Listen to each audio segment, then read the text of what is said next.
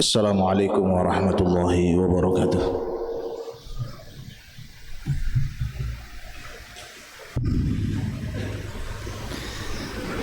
Allahu Akbar,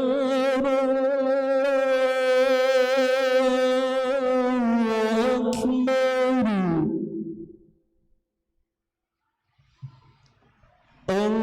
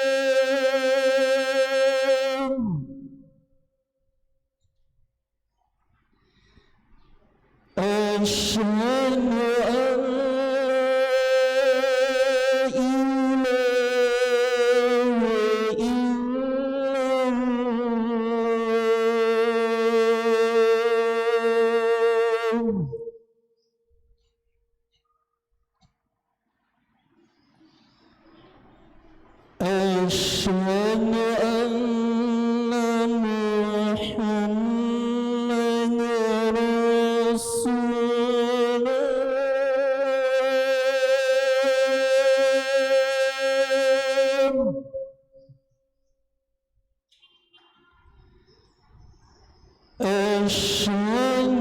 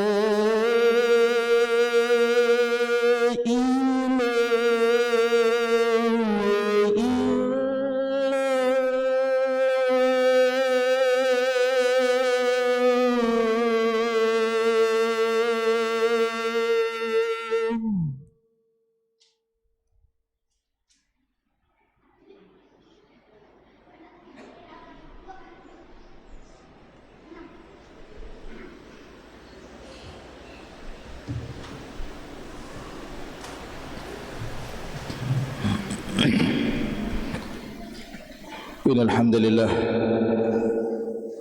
nahmaduhu wa nasta'inuhu wa nastaghfiruhu wa nastahdihi wa natubu ilayhi wa na'udzu billahi min shururi anfusina wa min sayyiati a'malina man yahdihillah fala mudilla lahu wa man yudlil fala hadiya lahu. Asyhadu an la ilaha illallah wahdahu la syarika lah wa asyhadu anna Muhammadan abduhu wa rasuluh. Salawatu rabbi wa salamu alaihi wa ala alihi wa ashabihi ومن سار على نهجه إلى يوم الدين أما بعد فلقد قال الله تعالى في القرآن الكريم يا أيها الذين آمنوا اتقوا الله حق تقاته ولا تموتن إلا وأنتم مسلمون وقال يا أيها الذين آمنوا اتقوا الله وقولوا قولا سديدا يصلح لكم أعمالكم ويغفر لكم ذنوبكم ومن يطع الله ورسوله فقد فاز فوزا عظيما عباد الله أوصيكم ونفسي بتقوى الله فقد فاز المتقون. Ma'asyiral muslimin rahimani wa rahimakumullah, sidang Jumat yang semoga Allah senantiasa mencurahkan kepada kita semua taufiknya, hidayahnya, dan membantu kita, menolong kita di dalam menjalankan ketaatan-ketaatan kepadanya. Allah subhanahu wa ta'ala telah menjadikan Nabi kita Muhammad sallallahu alaihi wasallam sebagai afdhalul khalqi, makhluk yang terbaik, makhluk yang paling tinggi derajatnya, paling tinggi kedudukannya di sisi Allah subhanahu wa ta'ala. Dan para anbiya seluruhnya adalah tahta liwaihi, akan berada di bawah panji beliau sallallahu alaihi wasallam. Sehingga beliau alaihi salatu wasallam mengatakan, ana sayyidu waladi Adam yaumal qiyamah. Aku adalah penghulu, pemimpin manusia di yaumul qiyamah. Allah subhanahu wa ta'ala memberikan kepada Nabi kita Muhammad alaihi salatu wassalam keistimewaan yang tidak pernah Allah berikan kepada nabi-nabi yang lain. Diberikan kepada beliau asy-syafa'atul uzma, syafaat terbesar yang seluruh ulul azmi minar rusul, para nabi dan rasul yang dikenal dengan ulul azmi, Nuh, Ibrahim, Musa dan Isa, seluruhnya mundur. Bahkan Abuna Ibrahim alaihissalam pun tidak bisa memberikan asy-syafa'atul uzma, dan itu dimiliki oleh Nabi kita Muhammad sallallahu alaihi wasallam.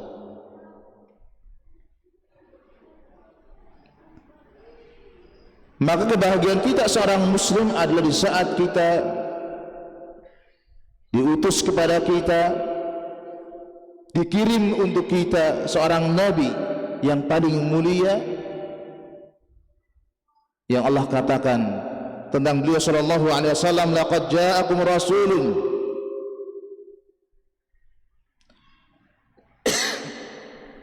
min anfusikum azizun alaihi ma 'anittum harisun alaikum bil mu'minina raufur rahim. Maka kebahagiaan kita seorang mukmin adalah di saat Allah azza wa jalla mengutus seorang nabi dari jenis kita sendiri, yang di antara sifat nabi itulah azizun alaihi ma 'anittum. Berat bagi Nabi alaihi salatu wassalam apabila ada perkara-perkara yang memberatkan umatnya.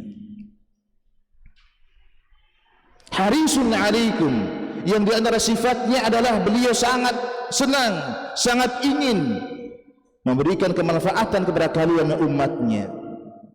Bil mu'minina raufur rahim, seorang nabi yang sangat sayang, yang sangat pengasih kepada umatnya.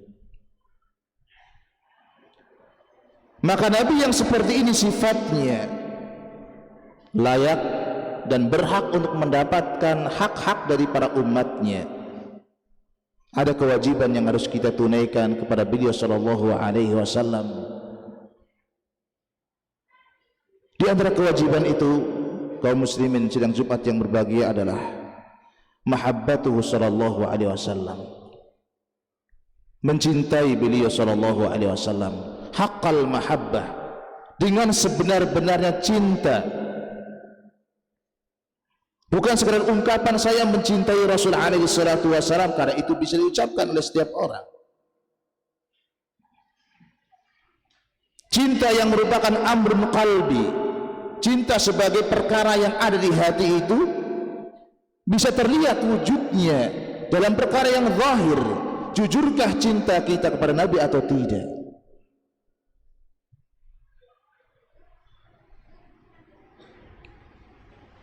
Jadi hak Nabi alaihi salatu wasallam yang menjadi kewajiban kita, dan itu bagian dari alamatul iman. Bagian dari tanda keimanan kita adalah mahabbatuhu, mencintai Nabi alaihi salatu wasallam melebihi kecintaan kita kepada siapapun, bahkan kepada diri kita sendiri. La yu'minu ahadukum hatta akuna habba ilaih min waladihi wa walidihi wa nasi ajma'in. Tidak beriman salah seorang darimu sampai ia mencintai diriku, melebihi cinta dia kepada putranya, kepada orang tuanya, bahkan kepada siapapun di kalangan manusia. Bahkan ketika Umar radhiyallahu anhu mengatakan, wahai Rasulullah, la anta ahabbu ilayya, engkau sosok yang paling saya cintai, melebihi cinta aku kepada istriku, kepada anakku, kepada keluargaku, illa min nafsi, kecuali cinta kepada diriku sendiri, itu masih lebih besar. Maka Rasul mengatakan, la ya Umar, tidak begitu wahai Umar cara mencintai diriku, hatta min nafsika, bahkan sampai kepada dirimu sendiri, maka aku harus lebih engkau cintai. Maka Umar mengatakan, al-an ya Rasulullah, iya, sejak saat ini engkau adalah orang yang paling saya cintai, bahkan terhadap diri saya sendiri.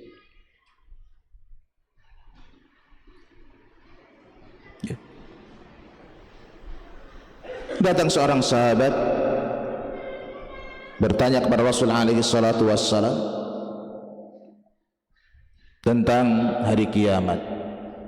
Kapan datangnya hari kiamat? Maka Rasul alaihi salatu wassalam kemudian menjawabnya, wa ma a'dadta laha.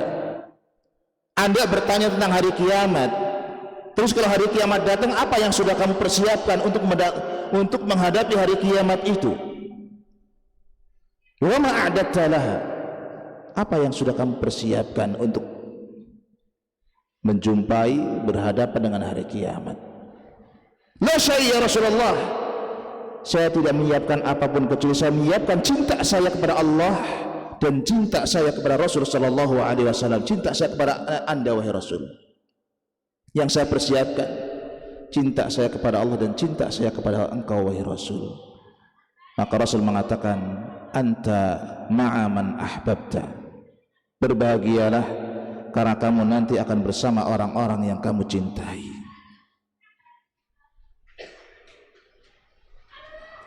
Tapi tentunya ikhwas sekalian, anta ma'a man ahbabta, kamu bersama orang yang kamu cintai itu bukan di lisan,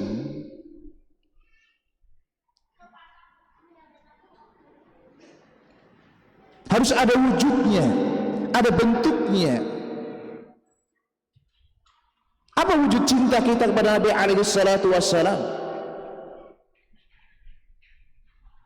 Maka seorang Al-Hasan Al-Basri rahimahullah ta'ala mengatakan, la takhtarru biqaulika anta ma'a man ahbabta.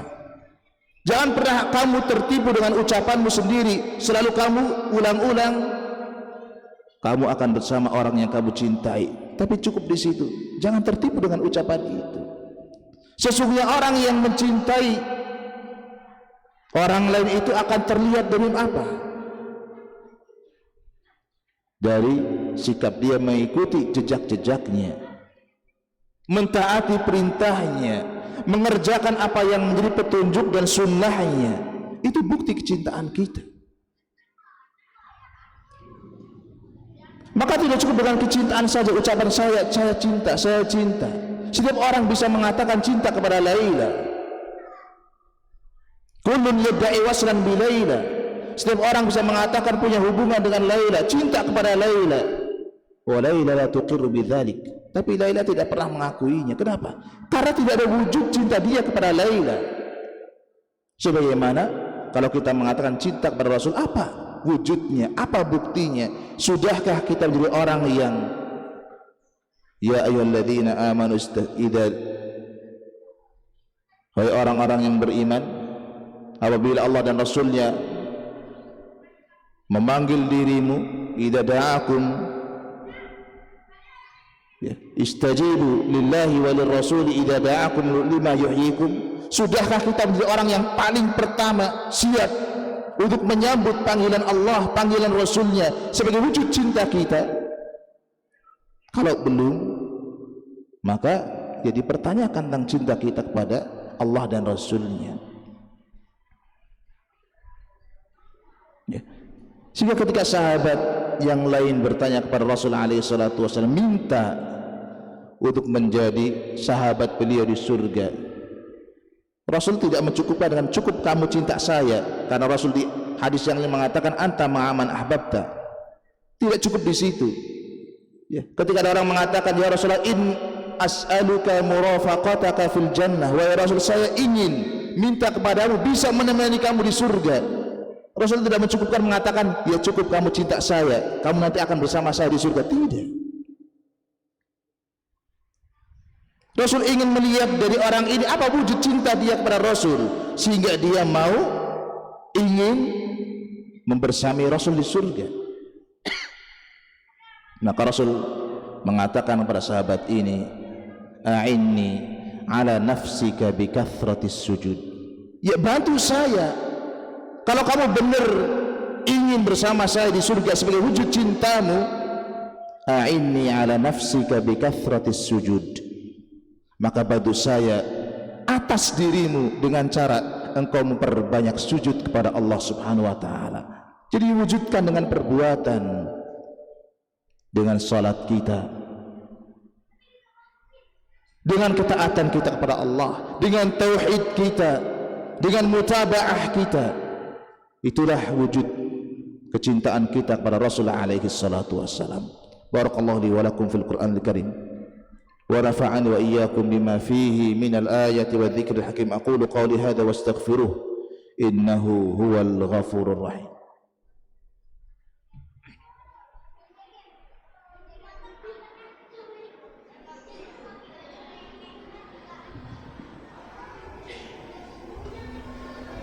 Alhamdulillahi rabbil alamin wa bihi nasta'inu ala umuri dunya wad din wa nusalli wa nusallimu ala al-mab'uthi rahmatan lil alamin nabiyina Muhammad wa ala alihi wa ashabihi wa man tabi'ahu bi ihsanin ila yaumiddin, amma ba'd. Ikhwatal iman rahimani wa rahimakumullah, termasuk wujud dari cinta kita kepada Nabi alaihi salatu wasallam adalah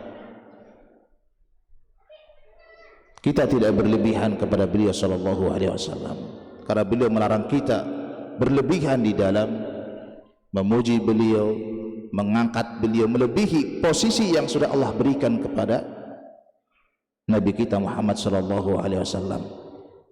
Ya. Bahwa kita cinta Nabi harus, dan itu bagian dari keimanan. Tapi jangan sampai kecintaan kita kepada Nabi sampai pada tingkat kita mengangkat beliau melebihi kapasitas beliau sebagai manusia.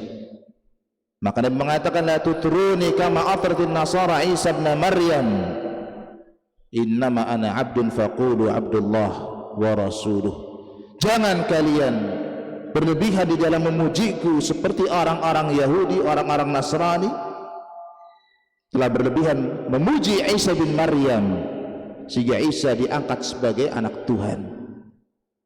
Saya seorang hamba, kata Rasul, innama ana abdun faqulu abdullah wa rasuluh. Cukup pujian kita paling tinggi kepada Nabi Allah mengatakan beliau sebagai hamba Allah, beliau sebagai Rasulullah sallallahu alaihi wasallam. La tarfa'uni fawqa ma rafa'anillah. Jangan kalian mengangkatku, kata Rasul, melebihi tingkatan yang sudah Allah angkat aku pada tingkatan itu.